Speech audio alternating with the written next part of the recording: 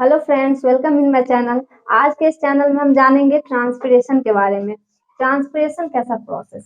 तो इससे पहले हम डिस्कस किए थे फोटोसिंथेसिस पे, तो वहीं से हम थोड़ा उसको रिकैप कर लेते हैं, फिर ट्रांसपिरेशन के बारे में डिस्कस करते हैं। तो फोटोसिंथेसिस कैसा प्रोसेस था। तो फोटोसिंथेसिस एक ऐसा प्रोसेस है जिसमें प्लांट जो है कार्बन डाइऑक्साइड को इन्वायरमेंट से लेता था, वाटर को जो है सॉइल से रूट के थ्रू लेता था, और सनलाइट के प्रेजेंस में अपना फूड प्रिपेयर करता था। कार्बन डाइऑक्साइड को CO2 हम लिखे थे मॉलिक्यूलर फॉर्मूला, फिर वाटर लिया था H2O, और सनलाइट और क्लोरोफिल के प्रेजेंस में क्या किया था, अपना फूड बनाया था ग्लूकोज के फॉर्म में।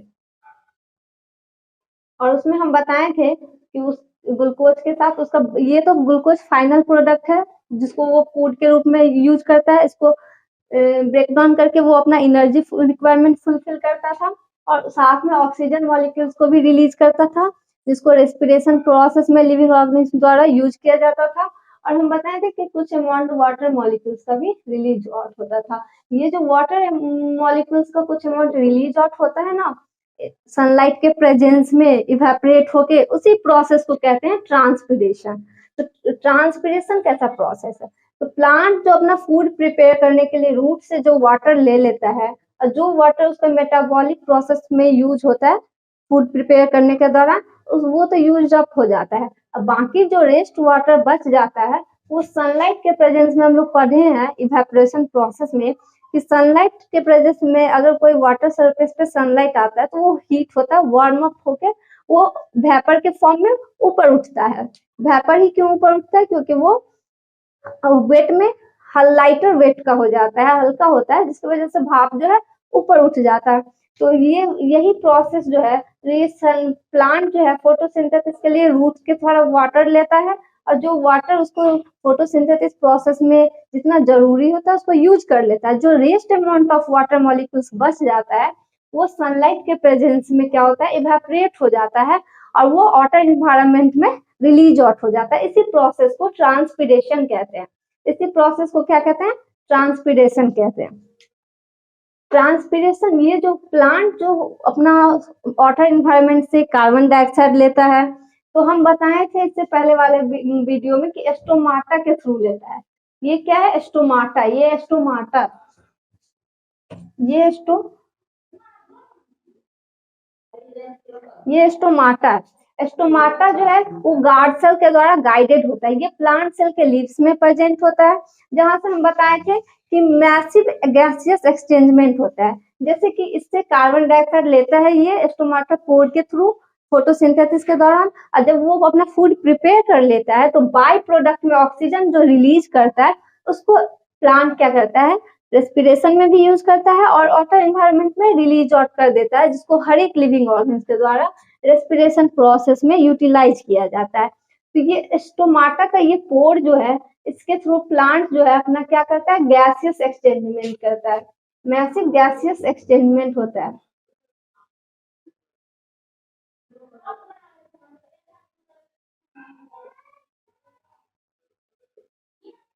तो इसके थ्रू जो है प्लांट्स इस पोर के थ्रू कार्बन डाइऑक्साइड लेता है, और ऑक्सीजन को क्या करता है, रिलीज आउट करता है वाटर इन्वायरमेंट में। तो ये स्टोमाटा पोर जो है प्लांट के लीव्स में गेट की तरह, जैसे हम लोग कोई रूम में इंटर करते हैं तो रूम में इंटर करने से पहले गेट आता है ना, तो ये प्लांट का जो ये स्टोमाटा है उसका गेट के तरह उसको यूज करता है। लेकिन ये जो स्टोमाटा जो है, जैसे गेट में दरवाजे में डोर लगा होता है, वैसे ही ये स्टोमाटा के पास गार्ड सेल होता है, जो कि इसका ओपन क्लोज को गाइड करता है।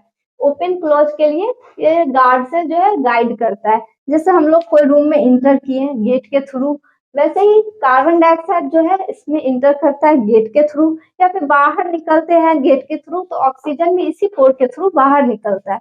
लेकिन गेट के में डोर लगाते हैं जो कि ओपन क्लोज को गाइड करता है, वैसे ही गार्ड सेल जो है इस स्टोमाटा के पोर को गाइड करता है कि कब इसको खोलना है, कब इसको बंद करना है। तो ये खोलने बंद करने का काम करता है गार्ड सेल।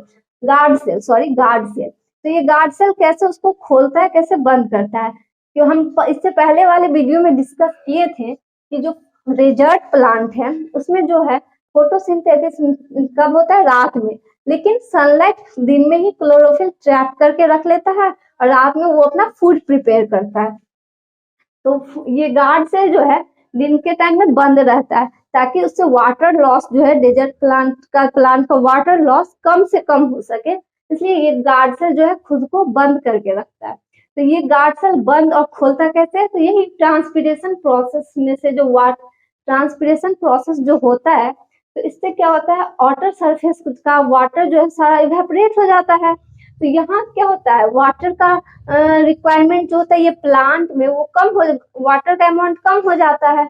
इसके वजह से ट्रांसपिरेशन पुल एक सक्शन पुल खींचने का काम करता है फोर्स, क्योंकि इधर हाइयर कंसंट्रेशन रहेगा सॉइल में वाटर का। सॉइल में हम लोग जो वाटर डालते थे यहाँ हाइयर कंसंट्रेशन हो गया, अब ये प्लांट में नहीं है। तो हम लोग पढ़े हैं ना कि सेमी परमिएबल मेम्ब्रेन से अगर कोई वाटर मॉलिक्यूल्स या मिनरल वाटर मॉलिक्यूल्स का डिफ्यूजन होता है तो उसको ऑस्मोसिस बोलते हैं ना। तो ये ऑस्मोसिस के प्रोसेस के द्वारा ये रूट जो है सॉइल से वाटर को लेके मतलब प्लांट में राइज अप करता है, ऊपर भेजता है। तो ये कैसे भेजता है ट्रांसपिरेशन प्रोसेस की वजह से ही यहाँ सक्शन पुल ट्रांसपिरेशन पुल होता है, जिसके वजह से ये फोर्स पुल लगता है, खींचने का काम होता है, फोर्स लगा।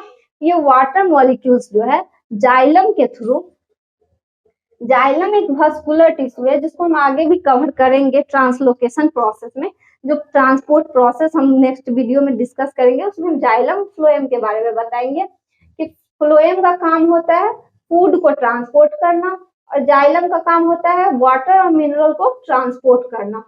तो कभी कितने बार क्वेश्चन जो है डायरेक्टली आ जाता है कि जाइलम टिश्यू जो है वो क्या ट्रांसपोर्ट करता है, फ्लोएम टिश्यू जो है वो क्या ट्रांसपोर्ट करता है। तो जाइलम से हम लोग याद रख सकते हैं कि जल और फ्लोएम से फूड, कि फ्लोएम जो है प्लांट में फूड का ट्रांसपोर्टेशन होता है और जाइलम से जो है जल मतलब वाटर और मिनरल का ट्रांसपोर्ट होता है।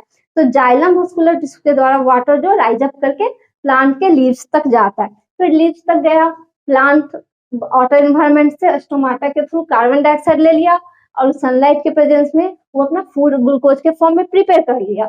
अब ऑक्सीजन मॉलिक्यूल फिर से यही गार्ड सेल के द्वारा स्टोमाटा पोर के द्वारा निकल जाता है, लेकिन ये स्टोमाटा का पोर का ओपनिंग क्लोजिंग किस पे डिपेंड होता है, गार्ड सेल पे। और गार्ड सेल कैसे ओपन क्लोज होता है, तो वाटर जो ये पुल करता है, तो ये वाटर जो है गार्ड सेल में आके यहाँ एक्युमुलेट हो जाता है, जमा हो जाता है।